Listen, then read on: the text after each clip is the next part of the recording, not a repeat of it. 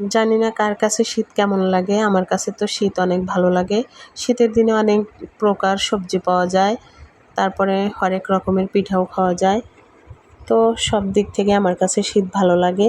তো এই ভিডিওটা ছিল কয়েকদিন আগের।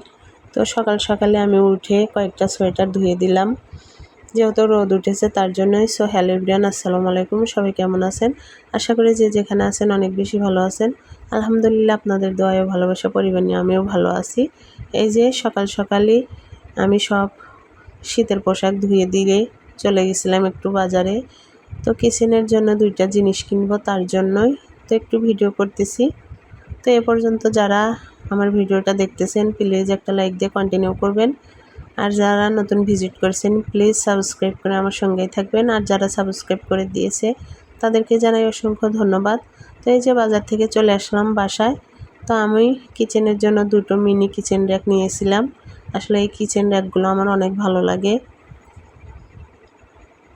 আসলে ছোট ছোট জিনিস রাখতে সুন্দরই দেখা যায়, তার জন্যই নেওয়া।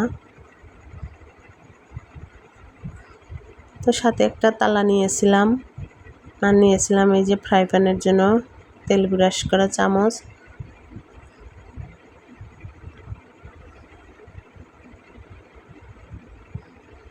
তো সাথে কিছু বাজারও এনেছিলাম, তো সেগুলোই গুছিয়ে রাখবো। আসলে আর কয়েকদিন পরে তো গরমে চলে আসবে, তো এই সবজিগুলো তো পরে ভালো লাগে না। সারা বছর পাওয়া গেলেও কিন্তু শীতের মতো মজা লাগে না। শীতে তরকারির মজাই আলাদা। তো এই যে জায়গা মতো সবগুলো রেখে দিতেছি।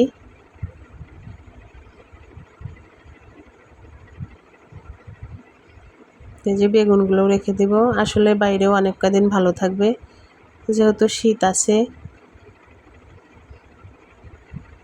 আসলে এই ভিডিওটা ছিল অনেক কয়দিন আগের, তো এখনই আপনাদের সাথে শেয়ার করলাম।